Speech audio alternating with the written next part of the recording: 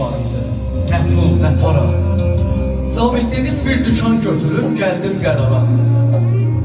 Dükan götürdüm günlərin biri, karşısına yazdım telefon təmiri.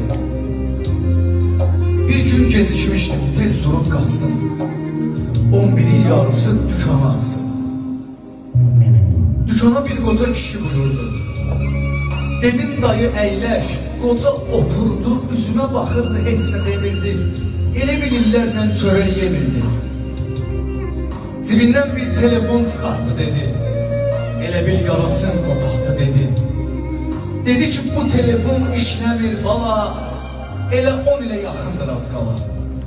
Vay, telefonum alıp yoxladım onu, amma xarablığı yoxdur telefonum. Dedim ki telefon işləyir qoca, dözmədi üstümə səsləndi uca. Dedim ki işləmir yaxşı bax ona, bir də yoxlamaq üçün baxdım telefona. Dayıcan bu telefon işləyir valla. Dedi onda bəs bunu götürər Allah. Göz yaşım donubdur gözümdən getmir. 7 oğlum var, biri zəng getmir. Kişi ayağa durup bir söz dedi. Kişi ayağa durup bir söz dedi.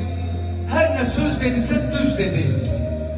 Dedi ne ana ne de ki ata, istemez övladına bir dikan bata. Anaları ölüp ana olmuşam, atalar kalıp ata olmuşam.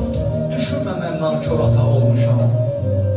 Dedi kim olsa valideyn xəcalətində, batildir namazında, ibadətində, batildir namazında, ibadətində.